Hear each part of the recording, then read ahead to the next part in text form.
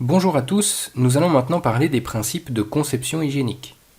Nous nous baserons sur l'American Meat Institute en commençant par décrire les 5 premiers principes, sachant que vous pourrez retrouver la description des principes 6 à 10 dans le module suivant.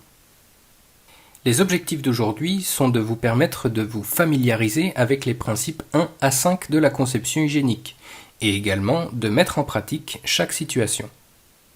Dans l'introduction de ce cours online, nous avons parlé de l'existence de plusieurs références en matière de conception hygiénique, comme par exemple l'American Meat Institute, la Groceries Manufacturer Association, maintenant appelée Consumer Brands Association, l'EH, etc.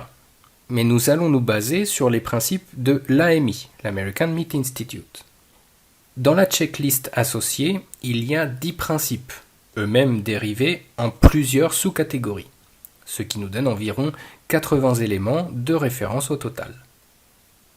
Lorsque nous utilisons la checklist lors du process de conception hygiénique, il est recommandé d'utiliser un système d'évaluation qui fonctionne de la manière suivante. Chaque principe possède une note. Par exemple, sur cette slide, vous pouvez voir que le principe 1.1 possède une note de 20. Lorsque vous procédez à l'évaluation de votre équipement, vous devez donner la note de 20 lorsque vous pensez que l'équipement répond à cet élément. Dans ce cas, indiquez un S, comme satisfaisant ou satisfactory, et attribuez la note maximale de 20. Si en revanche vous pensez que ce principe est à moitié couvert, attribuez la note de 10, accompagnée de la lettre M, comme marginal. Enfin, si vous pensez que le principe n'est absolument pas respecté, il faudra noter en U, comme pour unsatisfactory, avec 0 point. À la fin de l'évaluation, vous aurez donc une note globale pour tous les principes, ce qui peut servir de base de démarrage dans le processus de conception. Nous allons donc commencer avec les 5 premiers principes, qui sont nettoyables à des niveaux microbiologiques, fait de matériaux compatibles, accessible pour l'inspection, la maintenance et le nettoyage et désinfection, pas de rétention de liquide, et enfin les parties creuses doivent être soudées hermétiquement. Principe numéro 1. Les équipements doivent être nettoyables à des niveaux microbiologiques. Ceci signifie qu'ils doivent être construits de manière à assurer un nettoyage efficace tout au long de sa vie.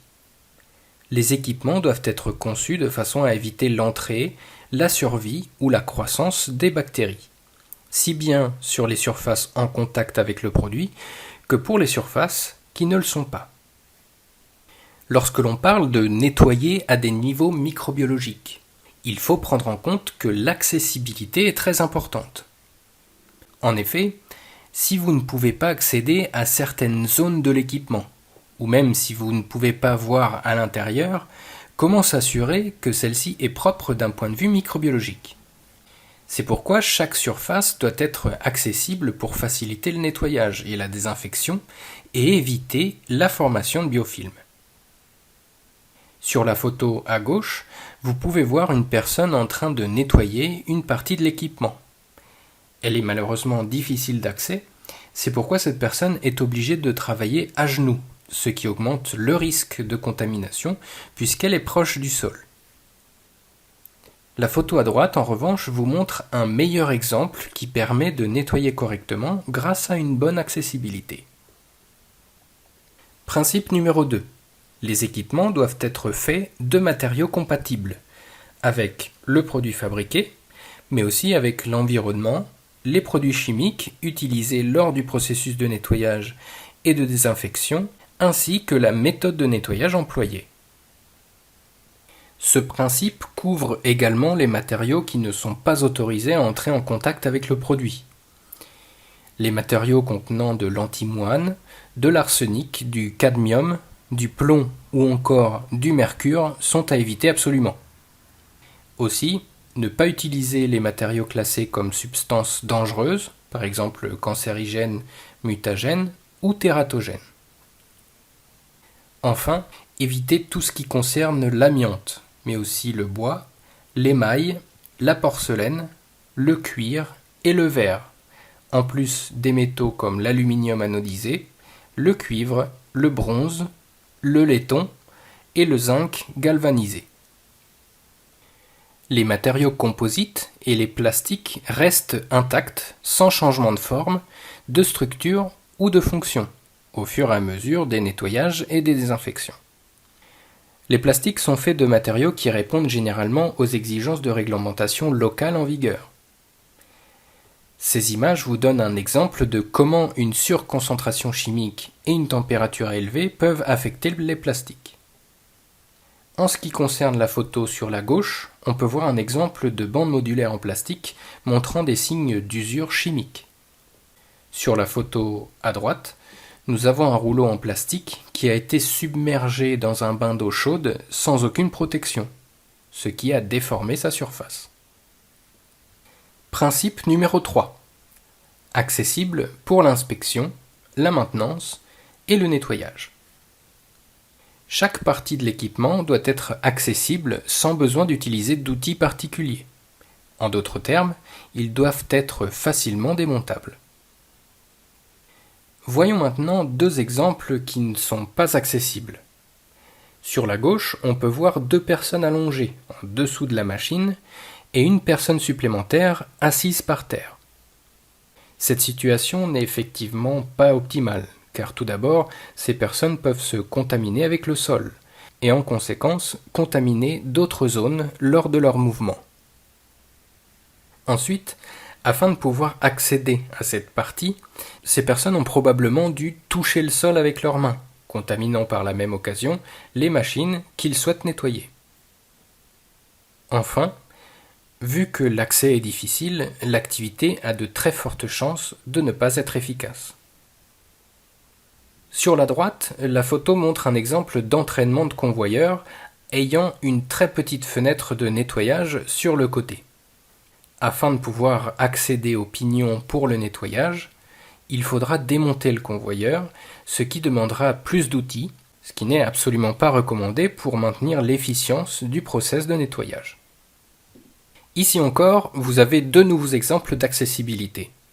Sur la gauche, vous pouvez voir un système de tension filetée de bandes qui passe en dessous de celle-ci. Il y a un risque important que des résidus de produits ou de l'humidité entrent par ce point à l'intérieur de la partie creuse. Sur la droite, vous pouvez voir un bon exemple, cette fois, d'équipement facilement démontable sans outils. C'est un convoyeur ayant un rouleau de retour et un racle facilement nettoyable, puisque ces éléments sont seulement accrochés au châssis. Principe numéro 4. Les équipements ne doivent pas retenir les liquides. En effet, ils doivent être autodrainants pour s'assurer que les liquides, où peuvent se développer les bactéries, ne s'accumulent pas ou ne condensent pas. Toutes les surfaces doivent être conçues de manière à éliminer l'accumulation d'eau et être autodrainantes. Vous voyez un bon exemple sur la gauche, car la couverture de ce boîtier électrique possède une pente adéquate pour éviter la rétention d'eau. L'image sur la droite représente des exemples utilisés dans un système de nettoyage en place. Si vous utilisez des réducteurs concentriques pour les tubes horizontaux, le drainage des eaux peut devenir un problème. Il vaut mieux, dans ce cas, utiliser un réducteur excentrique. Nous recommandons de construire la structure des équipements en acier inoxydable solide, même s'il faut reconnaître que ce n'est pas toujours possible pour des raisons techniques. L'image illustre l'utilité d'opter pour des structures arrondies, de manière à réduire la possibilité d'accumulation des poussières ou d'eau. Si une structure carrée ou rectangulaire est utilisée, il faudra l'incliner à 45 degrés de manière à éviter la rétention d'eau et de résidus. Principe numéro 5. Les parties creuses doivent être hermétiquement soudées. Elles doivent être hermétiquement soudées ou sinon éliminées, de façon à éviter la création de niches ou de zones sandwich sur l'équipement. Toutes les parties rotatives, comme les moteurs, les pignons ou les rouleaux de support sont solides et complètement soudés.